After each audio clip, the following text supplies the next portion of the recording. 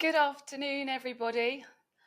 Welcome to the Modo Energy live stream. This is talking all about the latest version of our battery revenue forecast. I'm just going to give you a little intro into what our battery revenue forecast is for those that don't know.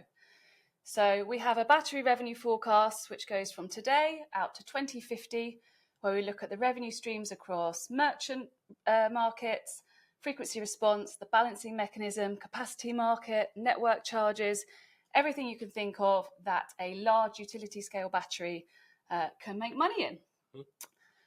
So we update our forecast every quarter, and this is all about the forecast we put out last week, which was version 3.2. So we're going to give you a high-level summary of all of the changes, but everything is live on the platform. You can find all the full details in our open methodology available to all. And yeah, we look forward to taking you through the changes today. So my name is Robyn. I'm Director of Data Science here at Modo. So I look after our GB and EU forecasting teams. And I'm joined by Joe. Yep. Hi, everyone. So I'm Joe. I'm in the research team here at Modo, and I'm responsible for our GB BESS outlook. So our kind of forward-looking, forecast-focused research, summarizing some of the key topics that we work on in the forecast that affect battery revenues into the future, and publishing our articles and some of the videos that you might have seen previously too. Awesome. So today we're using a platform called Riverside. So if you've got any issues with your browser, just hit refresh and hopefully they sort themselves out. Works really well in Chrome, we've found. There is a chat function on the right-hand side. So do put any questions in there as we go through the slides, and then at the end we will go through those. So diving in, today we're going to be going through the modelling changes in the latest version of the battery revenue forecast. That is version 3.2, what we've done differently this time and how those impact our results. Next, I'm going to hand over to Joe, and he's going to go through the short-term outlook. So that's looking at all of the things you need to understand about how those markets are going to evolve in about the next 1 to 4 years. Then he'll pass back to me. Outlook. So that's a really high-level view of what our forecast says about the next 25-ish years. And as I said, there is full detail available in our methodology for those of you that would like to read it. And then at the end of the session, we will have lots of time for any questions that you might have as we go through the webinar. So yeah, please do put those in that chat panel on the right-hand side of your screen. Awesome. Did I forget anything? I think that's everything, yeah. Dive into it. So, before we dive in, what is new? So there's been lots of new announcements in the last 3 months, so we thought we'd just take the highlights. First of all, we've just phased out coal, which is a pretty momentous energy transition moment, I think. So Ratcliffe-on-Soar, the final coal-fired power station in Great Britain, did its final FPN down to 0 in September, effectively ending coal-fired generation in Britain and putting us right in the middle of this chart here, which shows 50 years of the generation mix. So we've just seen the end of coal, and looking forwards into the future, we see renewables continue to push gas off the system until just a kind of marginal level out to 2040. So looking at this, it looks like we're smack bang in the middle of the energy transition, which is awesome. Let's hope we can accelerate that gas getting off. Fingers crossed. Other news, we're, I think, more than 100 days in now, but we have a new government. And clean power by 2030 has been at the centre of what they've been doing in their first 100 days. We've had a number of announcements. So we had an extra £500 million in the AR6 round of the CFD, which was announced a couple of months ago. More recently, Labour announced £22 billion into CCS projects across 2 hubs in the north of England. And more recently, they confirmed that there would be a long-duration energy storage cap and floor mechanism, and we expect more details of that in the coming months. So lots of policy announcements that are really good for the sector, and we'll come back to a couple of these later on.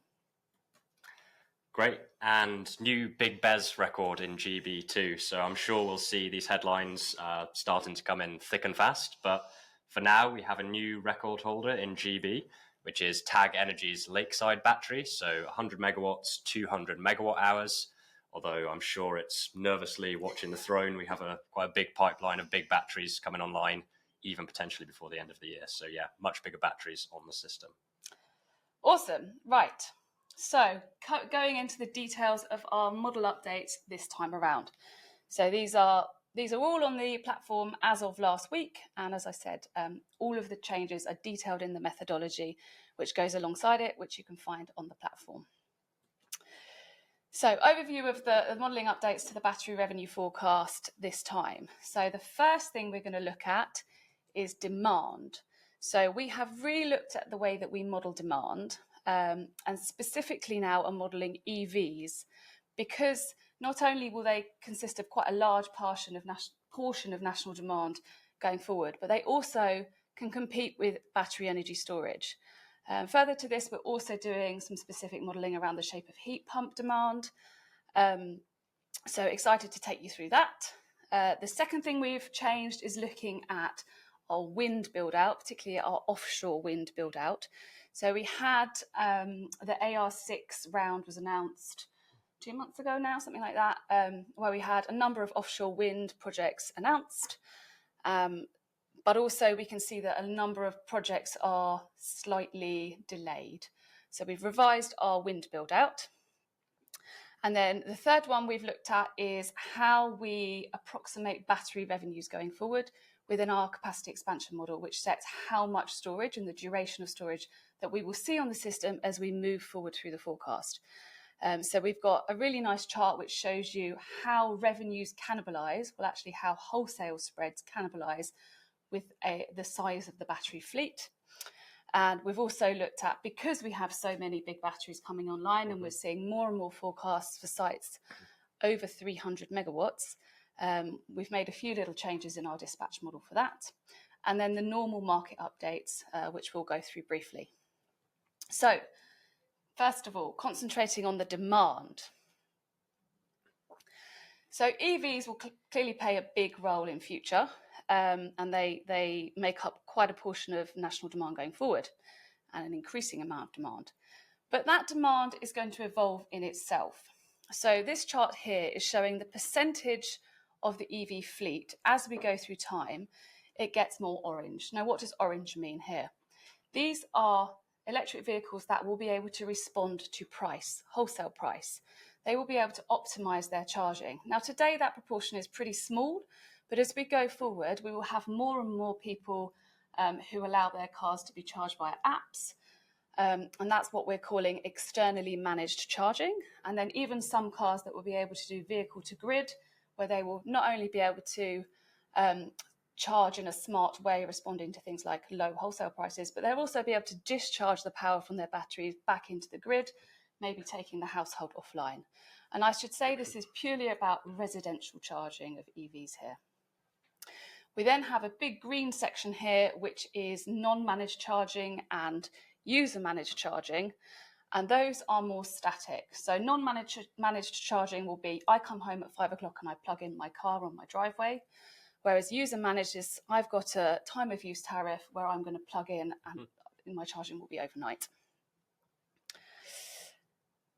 So in 2035, what do we think the EV charging fleet will look like? So this is 2 days in September. And my orange here is showing what we are forecasting the EV charging power across the fleet, across all those different kinds of charging types. So we think that we will get a lot of EV charging overnight. The bulk of EV charging will be done overnight as people respond to those time of use tariffs. And even those cars that are smart charging will be responding to lower wholesale prices overnight. We don't think all cars will purely charge overnight though, because some are likely to be plugged in during the day.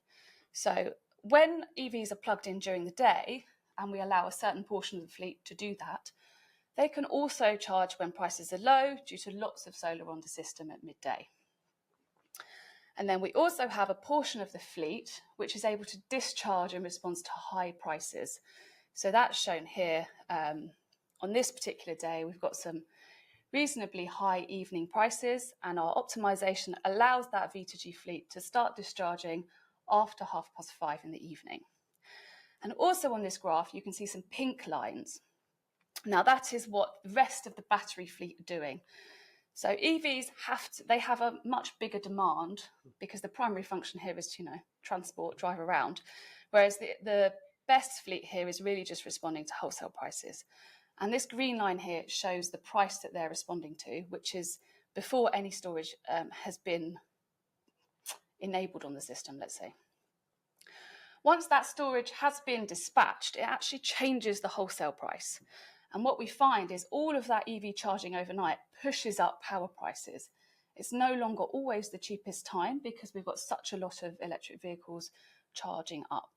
And similarly, due to both the BESS fleet and that small amount of V2G, we see that evening prices come down. So the overall effect here is that prices flatten, but they flatten more than they used to because we're now explicitly modelling this EV charging.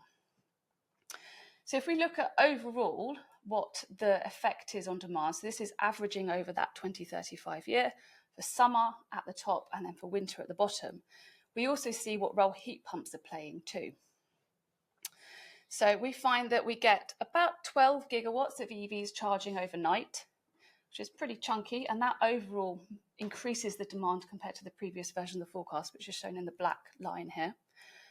And then in the morning and the evening, we have a lot of demand from heat pumps, so about 7 gigawatts. And really this is from people heating their homes. You can see a small thin line during the summer months, and that's from hot water. And then we have about 2 gigawatts of V2G actions during the peak period, where we can see demand is going a little bit, that blue line goes into the negative there slightly. Great, so coming on to wind. So the wind build out has unfortunately slowed, even though we've had a few big projects come through in AR6. There are a number of projects which were perhaps expected to be in AR6, but we've pushed them forward into AR7 or possibly even AR8. So this is showing the capacity of offshore wind build out as we go through time. And I've coloured in the first 3 years up to about 2033 here in a darker colour, because we're more certain of what that pipeline is till then.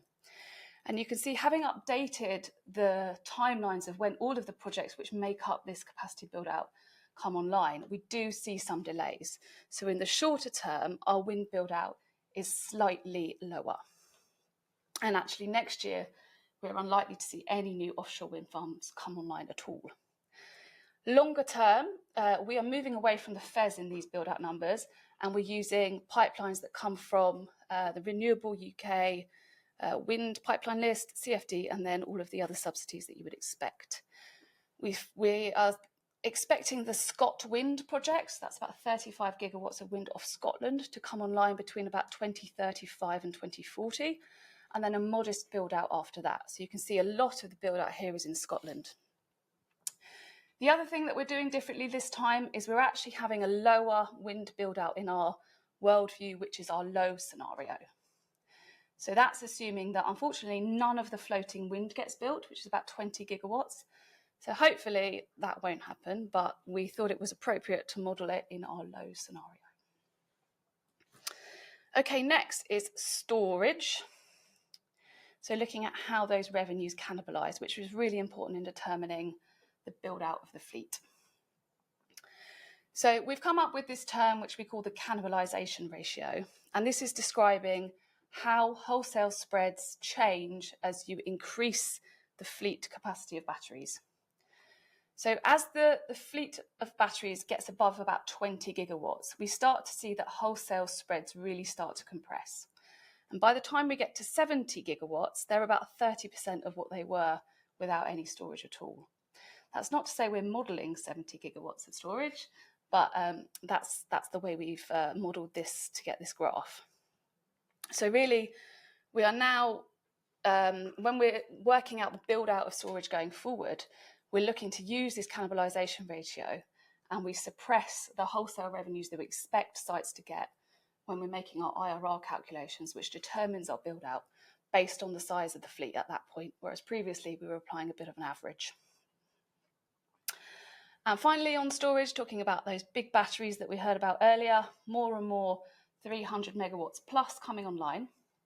So the grid code has a restriction in it that for GSP points above 300 megawatts, they have to ramp. So you have to ramp at 50 megawatts per minute up to a certain level, and then it's even slower. So for a 300 megawatt battery, it's fine. You don't really get any penalization for these ramp rates. But for those that are larger, we need to apply some ramp rate restrictions. There is also a limit on the amount of ancillary services these batteries can provide, which is set to 100 megawatts per service. Now, you did a really great article on this recently, Joe. What was the revenue impacts of this? Yeah, thank you. We looked at applying these ramp rate restrictions within our dispatch model. And we saw that actually these ramp rates didn't have too significant an impact on the revenues that we got in wholesale. And that's because batteries were kind of dispatched around them for less frequent but longer dispatches on average. And I think there was only around a 3% hit to wholesale revenues.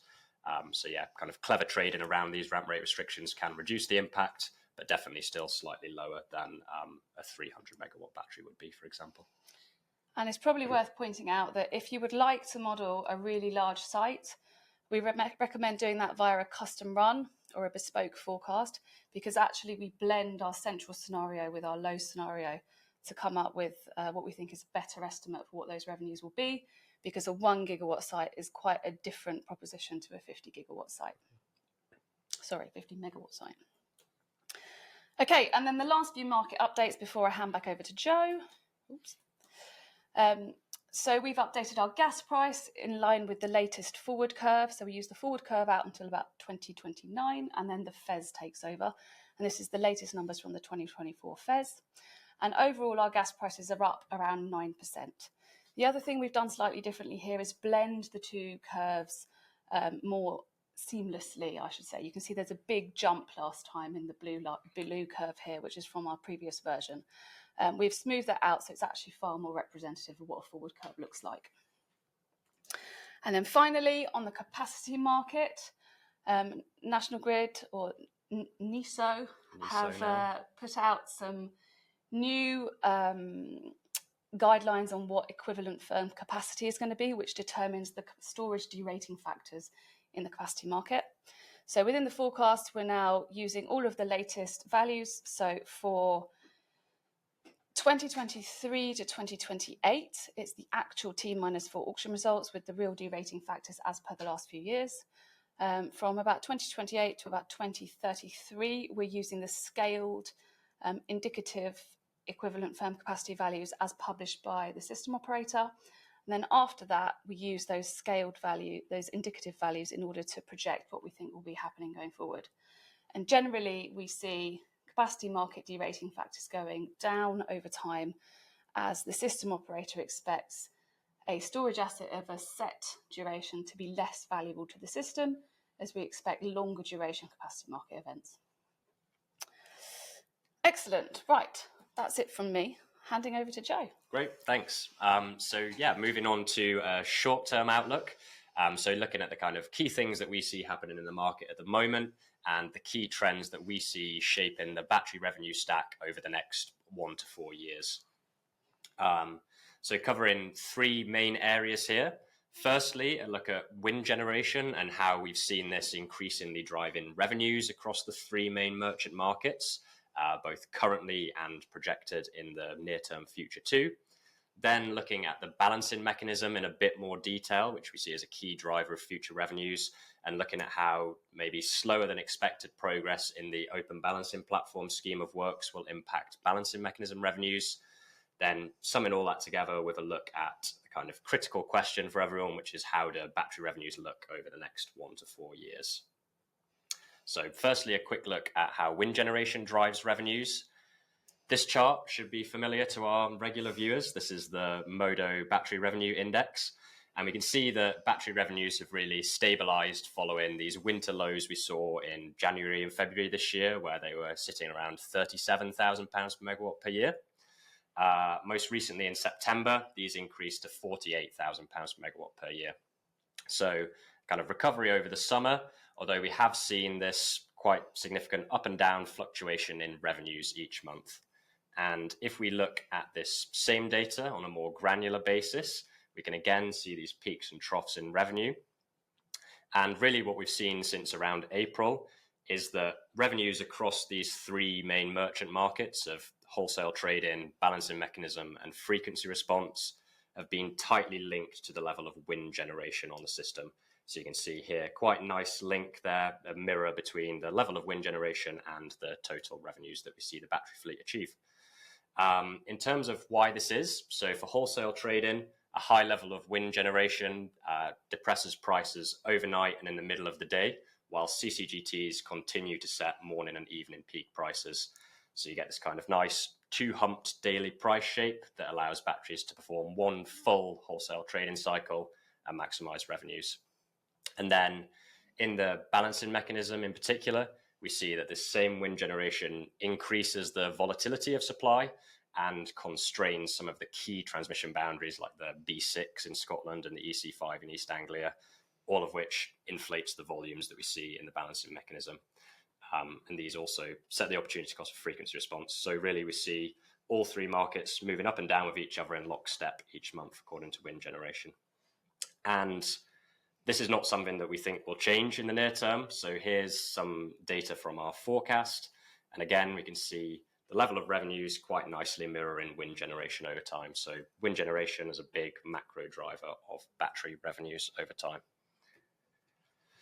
So now digging into the balancing mechanism in particular in a bit more detail. So this is really where we see a lot of growth in the future battery revenue stack. So some of those micro trends in terms of intermittent renewable generation and transmission constraints, we see that as we get more and more renewable build out, particularly offshore wind in Scotland and East Anglia, volumes in the balancing mechanism increase. I think all eyes at the moment are definitely on the control room and their ability to efficiently utilize batteries in the balancing mechanism so that they can compete alongside these other technologies to get dispatched for these growing volumes. And good news and bad news here from recent market history. So volumes have been increasing for batteries in the balancing mechanism. We publish this chart every month in our benchmark article, but we can see here that daily dispatch volumes for batteries in the balancing mechanism has increased from around 500 megawatt hours per day in September last year up to most recently a kind of high of 2.5 gigawatt hours in August. And the control rooms say about 90% of that volume was dispatched through the new open balancing platform technology. As a result of this, we've seen skip rates improve. So we say a battery has been skipped when it's the most cost-effective action the control room could take, but they instead dispatch a more expensive generator, typically a thermal generator that's easy to dispatch for a longer period. These skip rates, for energy actions have decreased somewhat from around 90% in December, now trailing down to around 75%. I guess now segueing into the bad news, we haven't seen the same improvement for system actions, so those actions that are used to resolve the transmission constraints, as well as kind of inertia and voltage on the network. These have remained stubbornly high. There's now an 18% gap between energy actions and system actions. And just finally on the balancing mechanisms, so NESO, as they're now known, held their balancing program update in September to give an update on progress and for some future timelines to kind of lay out the key future improvements in the open balancing platform. We looked at that in detail in an article, and we've also combined that with our view here of kind of recent history in the market to update our assumptions in the forecast. So as a result of that, we've delayed when we see fully efficient actions in the BM for energy actions by 6 months to reflect a delay to the new energy storage parameters, I think they're called, which will allow those longer dispatches for batteries to better compete with other technologies.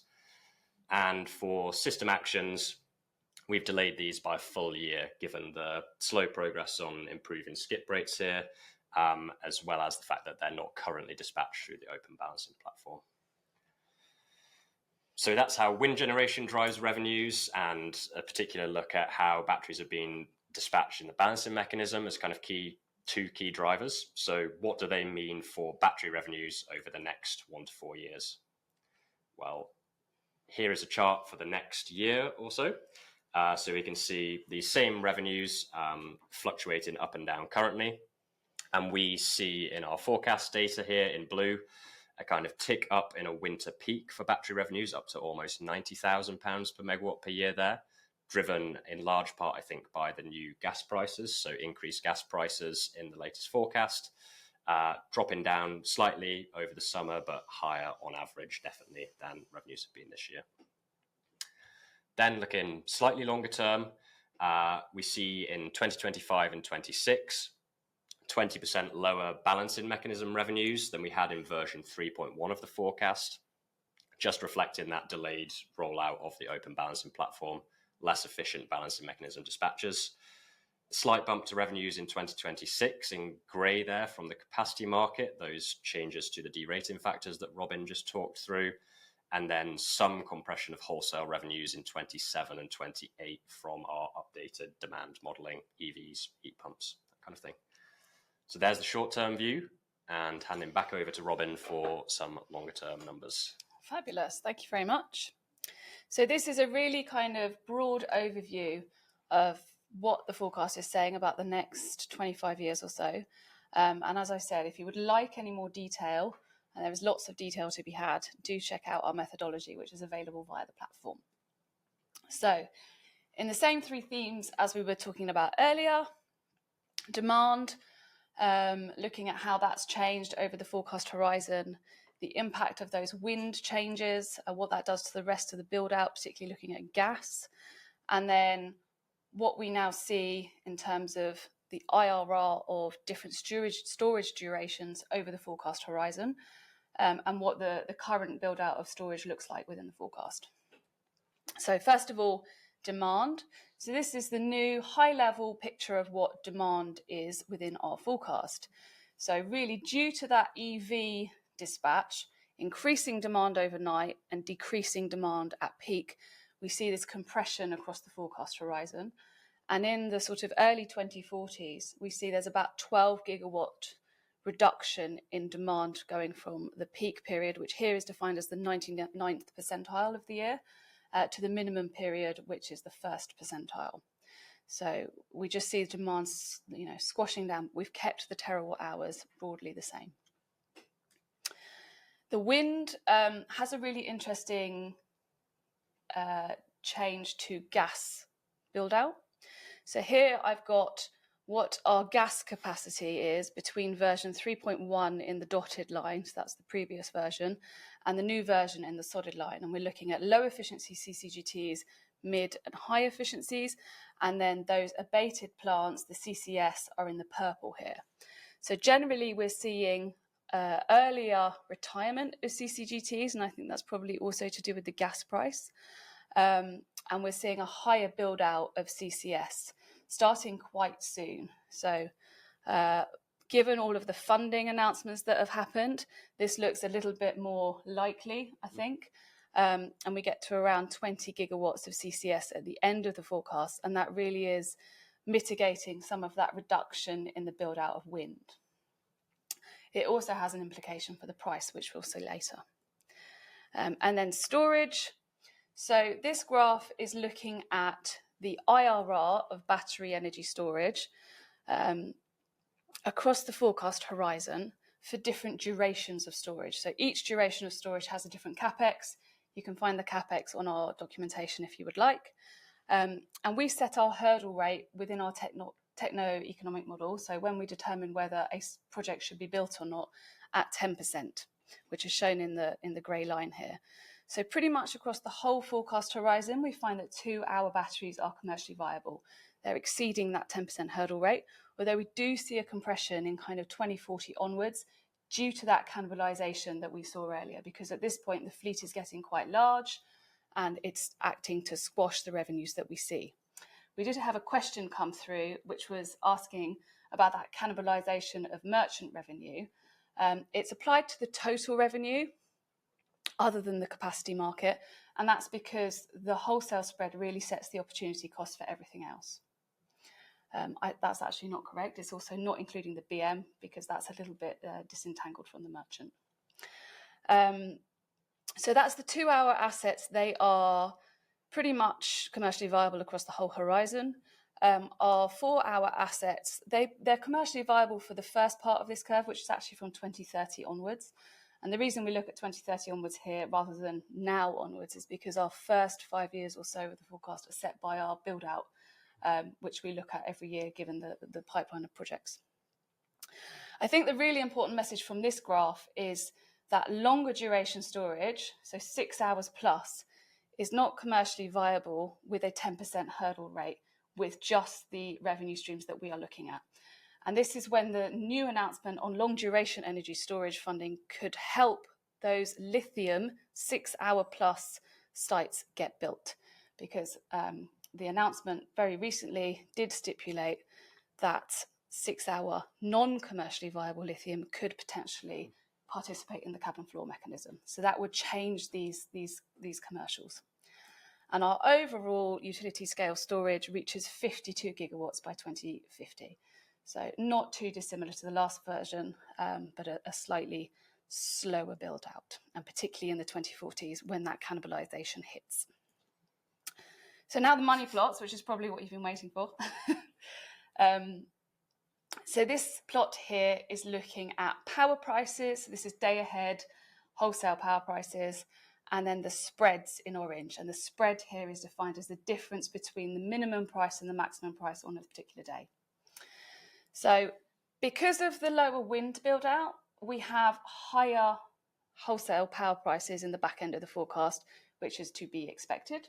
We have less free generation on the system and more gas. We also have a higher gas price across the forecast horizon, which is pushing those numbers up a little bit as well. The spreads are quite interesting. In the short term, we see that the spreads have actually gone down, and that is purely because of that demand modelling, because now our demand is flatter, so it makes sense that our wholesale prices are a little bit flatter as well. And then later on, again, because we have less wind, we actually have more spreads, higher spreads. I guess because more of the time we're in this sort of Goldilocks zone, which we talk about, where at certain times of the day wind is setting the price, and at other times of the day gas is setting the price, which gives you this natural spread. And I'll hand over to you for this one. Nice. Yep. So looking at the kind of national average revenues that we project over time, again, we can see that revenues, we project an increase out to the 2040s for revenues. So these are revenues here bucketed into 5-year intervals. If we compare this to the previous version of the forecast, much like the chart that Robyn just showed in terms of prices and spreads, we can see here that revenues in 3.2, the new forecast, are slightly lower in the early 2030s because of some of that new demand modelling, and then slightly higher towards the back end of the model, again, because of that nice Goldilocks zone, a bit more gas and a bit less wind, driving higher revenues for batteries than we had previously in version 3.1. So lower revenues in the short term, higher revenues in the long term. I should point out this is for a 2-hour system doing 2.5 cycles a day? 2.5 cycles per day, yeah. So if we, shorter, lower revenues in the short term and longer in the high term. If we discount all of that back to get a present value, we actually see very little difference in the kind of present value of lifetime revenues for a battery built today across locations. So higher in some regions and lower in others compared to the previous version of the forecast, depending on things like the relative size of the balancing mechanism in each region. So very little difference in the present value of lifetime revenues, although the distribution of those cash flows has changed somewhat, and particularly in the next few years, quite a bit of change in the balancing mechanism value. So that's the story on revenues. Excellent. Thank you very much. So now we come to your questions, and I can see a couple coming in on our studio chat. So question number 1, will EVs mainly respond to price signals that are in residential houses, or equally to behind the meter solar production, the local home optimization? So I think given where the market signals are coming from, there's likely to be some home optimization, but a lot of that market price is going to be passed through in kind of wholesale tariffs where you get full exposure to day ahead prices. So everybody should be trying to charge up during the middle of the day because there's so much solar on nationally, which will suppress up prices. But At the same time, a lot of people require to have their car fully charged or up to a certain level, which I think we've set at 80%, by the time they leave for work in the morning. So our optimization requires a certain level of state of charge by that 7:30 in the morning, which dictates a lot of the charging happening overnight. So there's a question from Sam. Does the V3.1 total, I think this is referring to the wind build out, a little bit further back here. That is, yes, referring to our central build out in 3.1. And then another question, why this year BESS revenues have dropped compared to last year? Yes, so maybe I can take that one.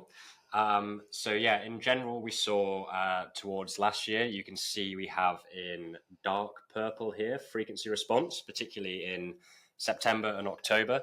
So we've historically seen a much bigger portion of the revenue stack come from frequency response markets. So things like dynamic containment, dynamic regulation, because historically these markets were unsaturated just because we had less BESS capacity on the system.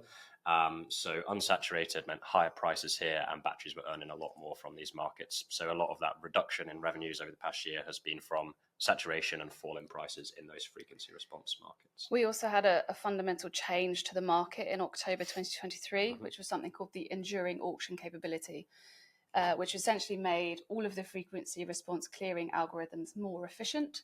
And we also now have negative prices in dynamic regulation high, and all of that has also driven down those revenues. Yep. Next question. How to check the location, the age-old question of location. Which area is the best location to develop a battery project? So our forecast has 14 different locations. So we independently model all of the different GSP groups or DNO license areas. And all of those revenues are available on our platform in our run library. So you can have a play around with which locations are better. Some are better for the balancing mechanism, particularly those behind constraints, than others. And we find generally that the BM revenues are the highest, closest to demand centres. Yeah. And there's a couple of reasons for that. One is that the bid offer curve, the difference between your bid price and your wholesale price and your wholesale price and your offer price, is not linear. It actually sort of has a bit of a sweep to it.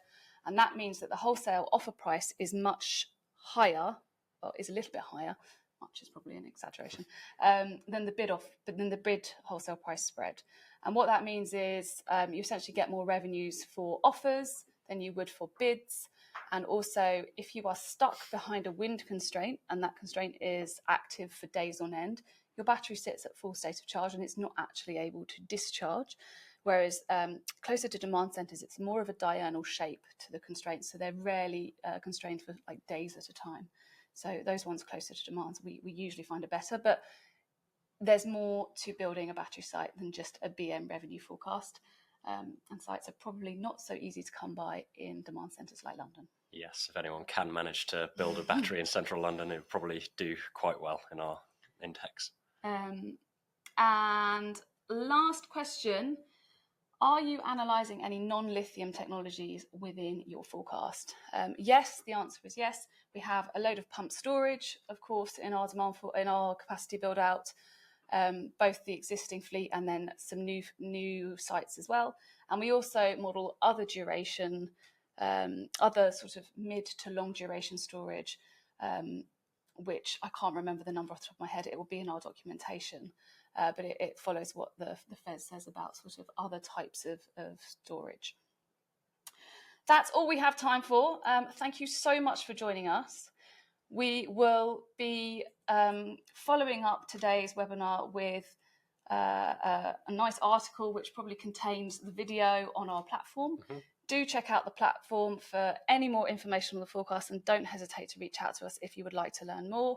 And thank you so much for joining us. Yeah, great. Thanks, everyone.